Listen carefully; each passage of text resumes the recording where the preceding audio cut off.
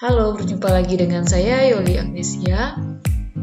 Di sesi kedua untuk minggu ini kita akan membahas atau melanjutkan pembahasan mengenai uji hipotesis dua rataan. Nah, kalau di sesi pertama kemarin kita sudah belajar pengantar dari uji hipotesis, lalu kita sempat membahas mengenai uji hipotesis satu rataan. Jadi kita menguji apakah rata-rata dari satu populasi itu samakah atau lebih kecilkah atau lebih besarkah atau tidak samakah, seperti itu ya, dengan suatu nilai. Nah, kalau di uji hipotesis dua rataan ini kita akan membahas dua buah rataan dari dua populasi atau dari dua buah data yang berpasangan. Nah, apa saja subtopik yang akan kita bahas?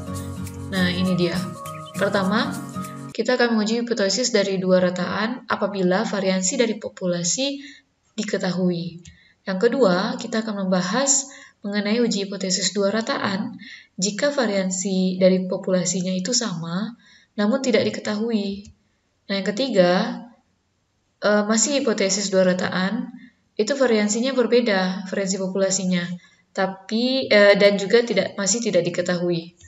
Nah, yang keempat, kita akan membahas mengenai uji hipotesis dua rataan untuk data yang berpasangan. Oke, referensi dari slide atau pembahasan di slide ini itu sebagian besar berasal dari buku ilmu peluang dan statistika untuk insinyur dan ilmuwan edisi keempat, ini karangan Wapol tapi diterjemahkan ke Indonesia gitu ya. Nah, uji hipotesis dua rataan itu secara umum itu adalah uji statistik yang digunakan untuk mengetahui apakah dua populasi itu, nah, di sini bisa bisa dilihat ya. Kita akan melihat apakah dua populasi. Nah, sebenarnya kita akan melihat dua populasi secara umum ya. Nah, memiliki rata-rata yang sama dengan atau selisih rata-ratanya itu lebih kecil atau lebih besar dari suatu nilai. Nah, kalau bicara selisihnya lebih besar atau lebih kecil, itu sebenarnya kan kalau ada dua rataan itu nilainya bisa saja rataan pertama lebih besar daripada rataan kedua atau rataan kedua lebih besar daripada rataan pertama, sehingga nanti akan mengakibatkan selisih dari rata-rata kedua rata-rata itu bisa saja lebih kecil atau lebih besar dari suatu nilai. Nah, adapun uji statistik yang digunakan apabila variansi diketahui, variansi sama tidak diketahui, variansi berbeda tidak diketahui, itu ada beberapa uji statistik yang digunakan gitu ya. Tidak sama gitu ternyata. Nah, untuk H0 itu kita menuliskannya dengan cara seperti ini. μ1 itu adalah rata-rata untuk populasi 1 dan μ2 itu adalah rata-rata untuk populasi 2. Nah, untuk selisihnya itu sendiri kita lambangkan dengan D0. Jadi kalau misalnya kondisi dari kasus kita itu variansi populasi dan variansi populasi dari kedua-dua populasi itu diketahui, nah sigma 1 dan sigma 2 diketahui gitu ya, maka kita H0-nya kita tulis dengan cara μ1 dikurang μ2 sama dengan D0. Nah, ini menyatakan bahwa tidak ada bahwa selisih dari dua buah populasi itu sama dengan suatu nilai gitu ya. Tergantung nanti kalau misalnya dia tidak berbeda, berarti nanti D0-nya ini sama dengan 0. Nah, gitu ya. Berarti selisihnya tidak ada, berarti dia sama artinya. Nah, kemudian uji statistik yang kita gunakan adalah uji statistik Z, di mana Z itu kita cari dengan menggunakan sebenarnya rumusnya sama ya dengan yang sebelumnya, namun di sini untuk untuk X bar-nya itu diganti dengan selisih dari X bar atau selisih dari rata-rata sampel dikurang dengan D0. D0 itulah selisih dari rata-rata populasi. Kemudian dibagi dengan akar sigma 1 kuadrat per N1 tambah sigma 2 kuadrat per N2. Nah, untuk H1 kita juga menyatakannya dengan 3 bentuk, baik itu kecil, besar, atau tidak sama. Nah, apa di sini yang besar atau kecil atau tidak sama dengan itu? Yaitu selisih dari rata-rata populasinya.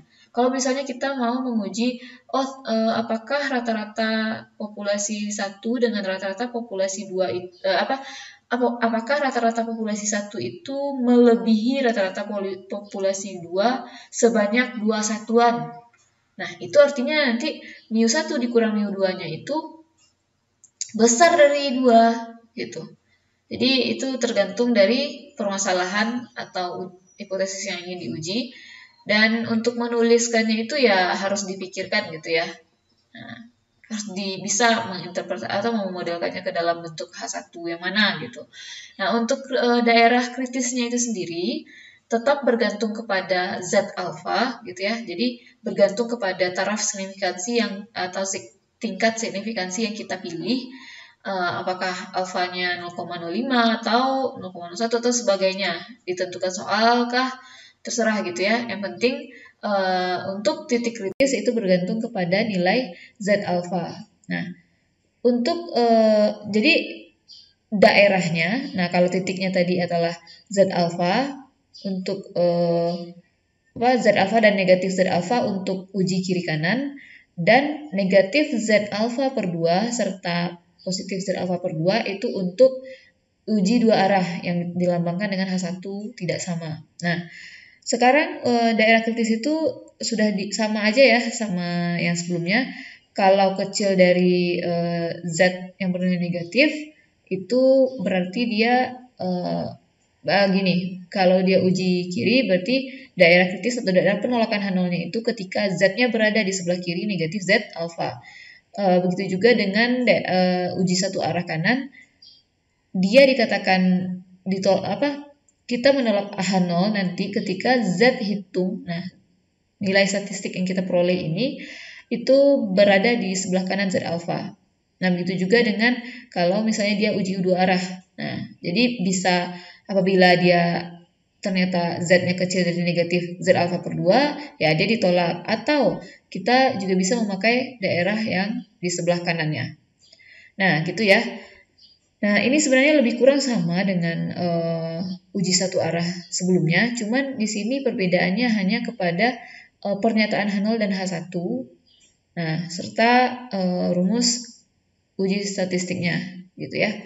Kemudian untuk kasus atau keadaan variansi populasinya itu sama dan tidak diketahui, nah kita di sini menggunakan uji T, di mana uji T-nya itu di sini rumusnya adalah selisih rata-rata sampel itu dikurang dengan selisih rata-rata populasi lalu dibagi dengan SP.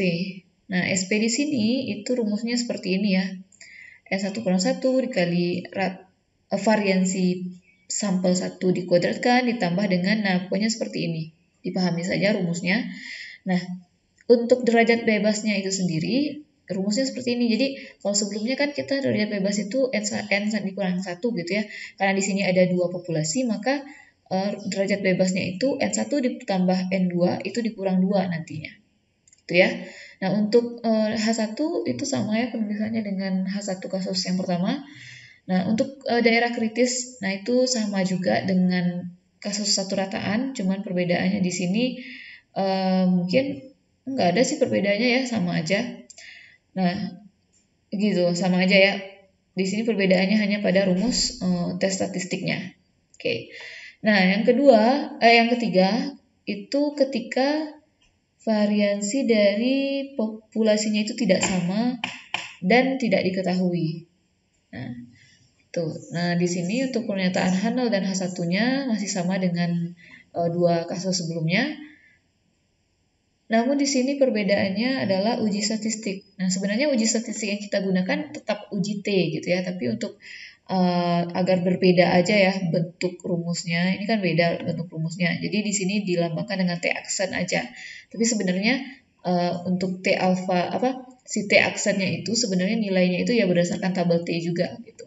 Nah, apa sih perbedaannya dengan rumus T yang sebelumnya ya? Kalau T aksen di sini kita menemukan atau untuk rumus T-nya itu sendiri sama, cuman perbedaannya di sini ya di bagian penyebutnya ya berbeda.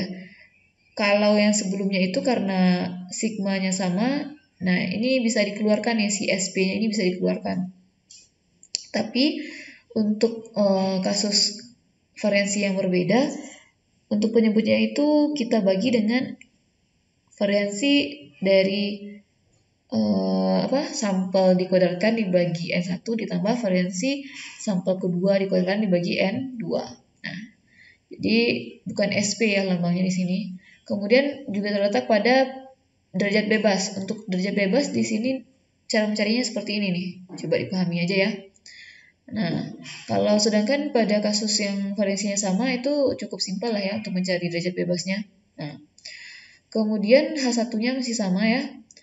Nah, daerah kritisnya itu sebenarnya sama dengan daerah kritis yang pada kasus kedua, namun lambangnya saja yang berbeda. Artinya ketika kita menemukan nilai uji statistiknya sekian, misalnya gitu, nah kita ujinya tetap dengan cara seperti pada kasus kedua. Nah, daerah yang kecil dari negatif T alfa itu masuk daerah penolakan ketika kita uji satu arah kiri. Nah, begitu seterusnya. Oke ya, bisa dipahami. Nah, untuk prosedur pengujian hipotesis sendiri itu sebenarnya sama aja ya dengan uji satu rataan sebelumnya. Kita tetap menentukan H0 dulu, kemudian menentukan H1, memilih taraf atau tingkat signifikansi sebesar alfa, kemudian pilih uji statistik yang sesuai ya dengan kasus kita, menentukan daerah kritis, menghitung nilai uji statistik dari data sampel. Nah, keputusannya di sini sama aja sebenarnya, cuma di sini saya menuliskan lebih rinci aja. Kita bisa memilih dengan dua cara ya, bisa menggunakan nilai uji statistik atau menggunakan nilai p-value. Ini udah dijelaskan juga. Kalau uji statistik berarti kita menggunakan kriteria daerah kritisnya. Kalau p-value itu kita menggunakan nilai peluang saat zat kita itu kecil dari zat hitung yang kita peroleh. Gitu ya, baik itu Z atau entah itu T nanti terserah. Nah, kemudian untuk titik kritis untuk kasus dua rataan dua populasi ini kita pasti nanti akan ada menggunakan Z, akan ada yang menggunakan T. Nah, untuk Z itu sendiri balik lagi Z alfa adalah nilai Z pada tabel dengan alfa tertentu ya. Nah, biasanya itu ya ada 4 nilai lah seperti ini, tapi kalau di luar ini juga masih memungkinkan ya. Jadi ini hanya nilai dari Z yang biasa digunakan saja yang ditulis di sini. Kemudian kalau kita nanti menggunakan uji T ya, baik itu T aksen atau T itu sama aja sebenarnya. Pada akhirnya nanti untuk T alfanya atau T dB atau derajat bebas koma alfanya itu yang digunakan tetap T tabel gitu ya. Dengan derajat bebas itu disesuaikan dengan rumus atau kondisi dari variansi pada kasus kita gitu. Nah, pertama kita akan coba membahas contoh soal ya. Pertama untuk variansi yang diketahui dulu. Nah, di sini ada contoh soal. Silakan dibaca ya. Di sini kalau bisa dituliskan, kita bisa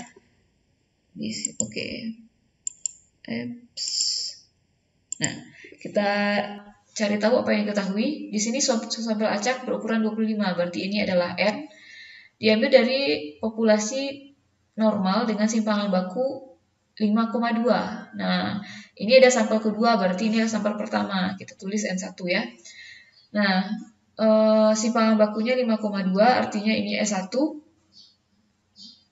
Dan mempunyai rataan 81, berarti ini adalah X1 bar. Sampel 2 itu berukuran 36, berarti ini N2. Kemudian, kita salah memahami ya. Coba dibaca lagi soalnya gini. Suatu sampel acak berukuran 25 gitu. Diambil dari populasi dengan simpangan baku. Jadi diambil dari populasi yang normal. Jadi si populasinya itu memiliki simpangan baku 5,2. Nah, jadi ini bukan S1 tapi sigma 1. Gitu ya. Nah, sampel kedua berukuran 36 diambil dari populasi normal juga gitu ya, yang lain dengan simpangan baku 3,4. Berarti ini adalah simpangan baku dari populasi yang lain, yaitu kita namakan dengan sigma 2. Sampel yang kedua ini berukuran, jadi kan ini ada tanda koma nih. Di sampel kedua berukuran 36, diambil dari populasi normal yang lain dengan sigma baku 3,4. Nah, sampel kedua ini mempunyai rataan 76. Nah, ini berarti X bar 2. Nah, ujilah hipotesis bahwa kedua rataan sama. Jadi di sini dia ingin kita menguji kedua rataan itu sama.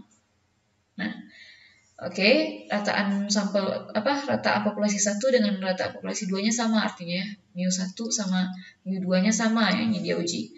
Dengan taraf atau tingkat signifikansinya itu 95%.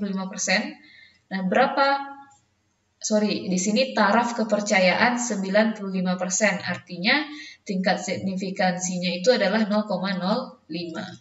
Oke ya, ini alfanya. Nah, taraf kepercayaan berarti ini adalah 1 kurang alfa. Oke. Nah, dan berapa nilai pi? Nah, artinya di sini kita memutuskannya nanti menggunakan nilai pi. Sebenarnya boleh pakai uji statistik atau nilai pi, karena di sini ditanyakan nilai pi, ya udah gunakan aja nanti nilai pi untuk memutuskan. Oke, untuk penyelesaian pertama kita tulis dulu H0.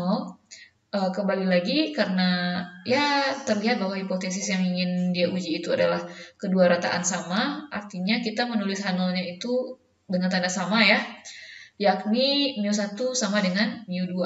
Artinya nanti kalau didenolkan gitu ya, kalau ditulis dalam denol itu kan mu1 kurang mu2 gitu ya, sama dengan 0 di sini berdasarkan ini kan. Nah, ini sama dengan denolnya nanti. Kemudian untuk uji hipotesis tandingannya, untuk rumusan hipotesis tandingan, kita bisa tulis dengan mu1 tidak sama dengan mu2, ya kan? Karena dia ingin menguji apakah sama gitu, jadi kita bisa tulis tandingannya itu tidak sama gitu. Nah, di sini kita bisa tuliskan dengan bentuk mu1 dikurang mu2 itu tidak sama dengan 0 selisihnya. Nah, ini kan D0-nya gitu. Oke, untuk tingkat signifikansi karena taraf kepercayaannya itu 95%, berarti si alfanya itu 5% nanti, atau bisa ditulis 0,05. Oke, untuk keempat kita akan menentukan uji statistik yang akan kita gunakan. Lihat di soalnya bahwa sigma 1 dan sigma 2 itu diketahui ya. Artinya variansi kedua populasi itu diketahui. Maka kita akan menggunakan uji Z berdasarkan tabel yang sebelumnya ya, yang ini. Nah, ini yang akan kita gunakan adalah yang pertama ini. Oke. Nah, uji Z yang akan kita gunakan itu memiliki titik kritis. Nah, di sini pemilihan titik kritis itu berdasarkan satu arah atau dua arah uji kita. Terlihat di sini tandanya tidak sama, artinya kita menguji dua arah dengan titik kritis Z alfa per 2. Nah, ingat ya, kalau dua arah itu si Z-nya itu alfa per 2. Nah, ada yang negatif, ada yang positif. Ini yang positifnya, ini yang negatifnya. Oke. Nilai Z alfa per 2-nya adalah 1,96, berarti yang lainnya adalah negatif 1,96. Kemudian daerah kritis, ini disesuaikan juga dengan tabel sebelumnya. Oke, ini harusnya positif ya. Nah, dia akan bernilai maksudnya kondisinya keputusan kita akan ditolak ketika nilai Z yang kita peroleh itu nanti nilai Z uji statistik kita itu kecil dari negatif 1,96 dan besar dari 1,96. Jadi ini bukan negatif ya. Nah, lanjut kita akan mencari nilai uji statistik kita dengan rumus. Nah, ini sebenarnya gini aja ya. Nah, rumusnya sebelumnya adalah selisih dari rata-rata sampel dikurang dengan selisih rata-rata populasi. Ini ya D0, ditulis D0 ya. Nah, dibagi dengan sigma 1 kuadrat per N1 ditambah sigma 2 kuadrat per N2.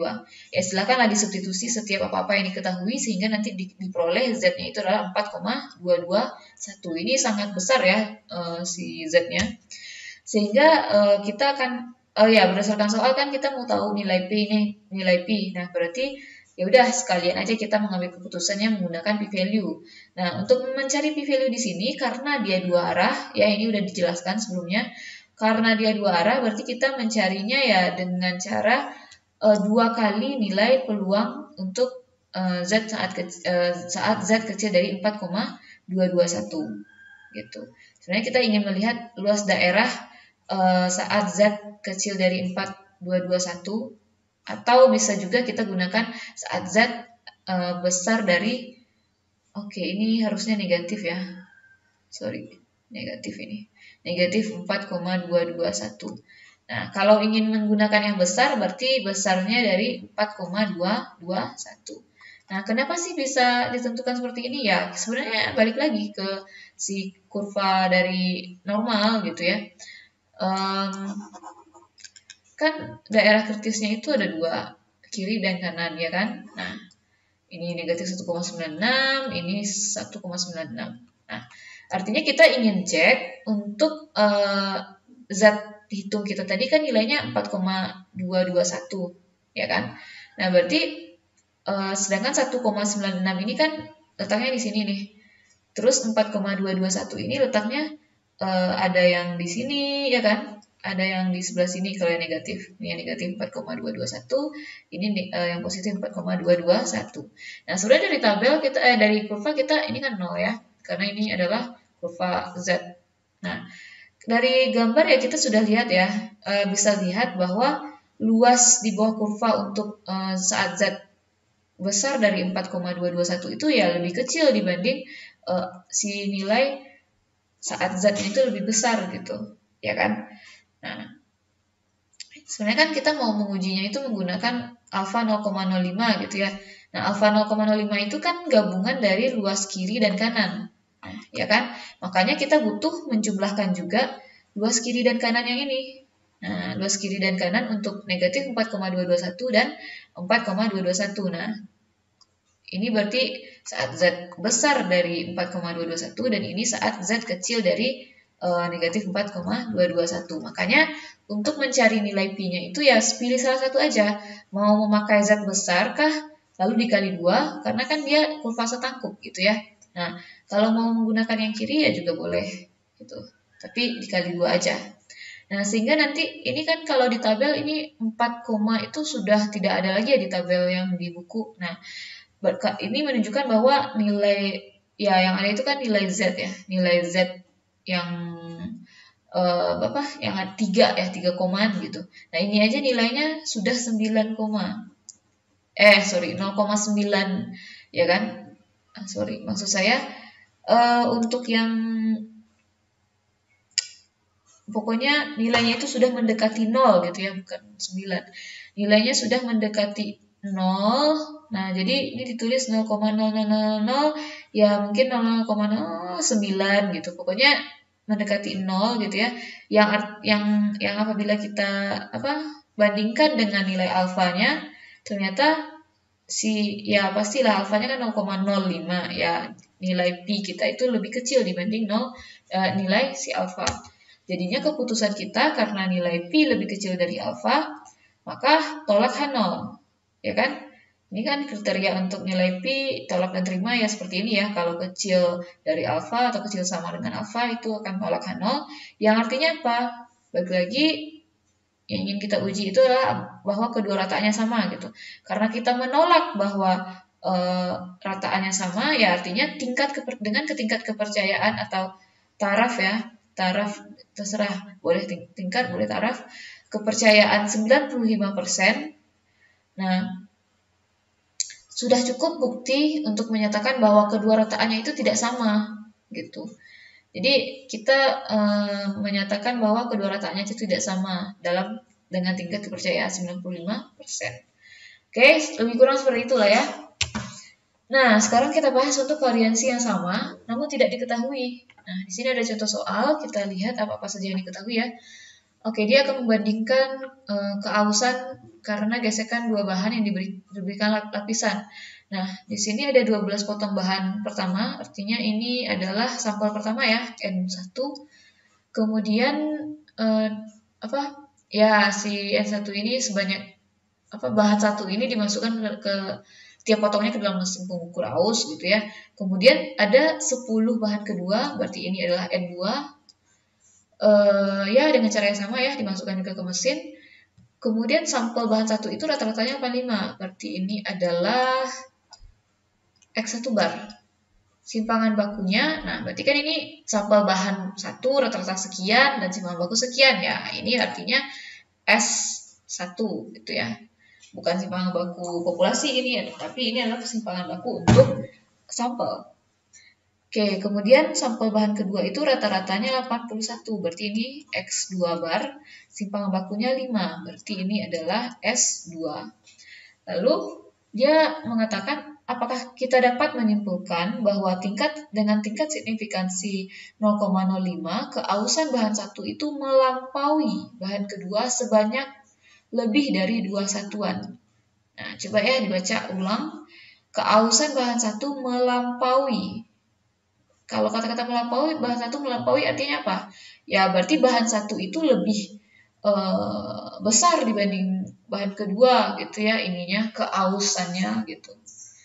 Atau ibaratnya rata-rata, yang kan ini kita ngukur rata-rata ya sebenarnya, berarti rata-rata bahan satu itu lebih besar ya kan, melampaui bahan kedua itu sebanyak lebih dari 2 satuan. Nah, berarti kalau kita cari selisih mu1 dikurang mu2-nya itu, ya kita mau cek lebih dari 2 satuan yang mau kita cek, gitu. Apakah kita bisa menyimpulkan gitu, kalau mu1 dikurang mu2-nya itu besar dari 2, karena terlihat di sini pada sampel gitu ya, rata-rata sampel pertama itu 85, rata-rata sampel kedua 81 gitu. Bahwa di sini terlihat bahwa rata-rata sampel pertama itu lebih 4 satuan kan ya. Nah, jadi dia ingin menguji apakah lebih dari 2 satuan. Nah, masuk 4 satuan ya di sini. Nah, maka bisa ditulis seperti ini. Nah, ini akan jadi nanti H1 ya. Nah, ya di sini ada asumsi kalau kedua populasinya itu hampir normal dengan variansi populasi yang sama. Nah, ini artinya kita menggunakan kasus yang kedua ya. Oke. Ya, langsung aja kita bahas di sini. Oke. Untuk si H0, oke, H1 kan tadi sudah kita bahas ya sebelum tadi pas mencari yang diketahui. H1-nya kita nyatakan dengan selisih mu1 dan mu0 itu besar dari 2. Karena kan mu1 melampaui dia bilang tadi. Maka selisihnya itu mu1 kurang mu2. Oke. Nah, artinya ini adalah D0 kita. Nah, artinya kalau untuk H0 kita bisa tulis bahwa selisih keduanya itu atau selisih rataan populasi 1 dan dengan populasi 2 itu tepat 2 satuan. Nah, H0-nya ingin mencek lebih dari 2 satuan selisihnya, gitu ya. Nah, karena di sini kita menggunakan H1 besar, artinya kita menguji uji hipotesisnya dengan menggunakan satu arah seperti ini ke kanan. Oke. Nah, untuk tingkat signifikansi tadi di soal sudah dikatakan bahwa dia menggunakan 0,05 ya. Kemudian uji hipotesis yang akan uji statistik yang akan kita gunakan itu adalah kasus yang kedua. Kenapa? Karena populasinya sama dan tidak diketahui. Maka kita menggunakan uji statistik T dengan titik kritisnya itu T saat bebas 20 alfa 0,05 yang nilainya adalah 1,725. Nah, oke ya. Kemudian DB-nya itu dicari dengan cara menjumlahkan N1 dengan N2 dikurang 2, ya, dapatlah 20. Nah, daerah kritis bagaimana? Lihat uji kita adalah satu arah kanan, maka daerah kritisnya T lebih besar dari si titik kritis. Gitu ya. Nah, untuk nilai uji statistik kita bisa masukkan ke dalam rumus ya. Nah, di rumus tadi kan ada nilai SP ya, di penyebutnya itu kan ada nilai SP. Nah, berarti sebelumnya, nah ini nih nilai SP-nya di sini. Ini kan X1 bar dikurang X2 bar dikurang D0 gitu ya. Untuk di bawahnya SP dikali dengan ini N1, ini N2 gitu ya. Nah, untuk SP-nya itu kan ada rumus ya. Rumusnya ya cukup nggak sederhana ya. nggak sesederhana gitu sebelumnya. Nah, maka SP-nya itu kita cari terlebih dahulu, diperoleh 4,479, baru kita substitusi ke rumus T-nya. Ternyata T-nya diperoleh 1,04. Nah, kemudian kita menggunakan di sini pengambilan keputusannya menggunakan nilai uji statistik ya, bukan nilai p-value. Nah, berdasarkan nilai uji T-nya kita memperoleh T-nya adalah 1,04. Nah, kita lihat di sini daerah kritisnya saat T-nya lebih besar dari 1,725. Nah, artinya 1,04 itu nilainya lebih kecil dibanding 1,725. Berarti dia nggak masuk ke daerah kritis, tapi dia masuknya ke daerah penerimaan H0. Karena sekali lagi daerah kritis itu adalah daerah tolak H0, ya kan? Nah, oke, di sini karena nilai statistiknya masuk ke daerah penerimaan H0, karena T lebih kecil dari T 20,005 ya, maka kita keputusannya menerima H0 atau tidak menolak, jangan menolak H0 gitu. Nah, artinya tidak dapat disimpulkan bahwa keausan bahan 1 itu melampaui bahan 2 lebih dari 2 satuan. Jadi kita tidak punya cukup bukti untuk mengatakan bahwa keausan bahan 1 itu melampaui bahan 2 sejumlah lebih dari 2 satuan gitu. Atau juga bisa kita kita cuma punya cukup bukti mengatakan bahwa keausan bahan pertama itu sama dengan melampaui bahan kedua itu sebesar 2 satuan. Oke. Nah, untuk contoh yang ketiga ini membahas mengenai uji dua rataan, uji hipotesis untuk dua rataan, yakni variansi populasinya berbeda dan tidak diketahui. Oke, kita bahas ya. Di sini saya tidak akan membahas penyelesaian uji hipotesisnya, tapi ini akan dicoba ya masing-masing mengerjakan sebagai latihan.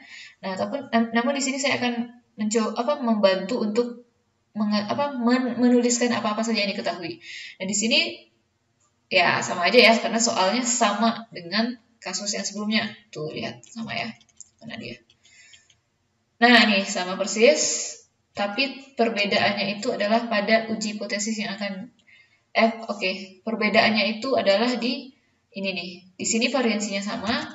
Untuk soal contoh yang ini variansinya berbeda.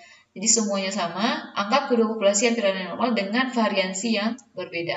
Nah, jadi kita tidak tahu variansi populasinya berapa, tapi anggap itu berbeda. Nah, jadi di sini nanti letak perbedaannya pada rumus uji statistik yang akan kita gunakan.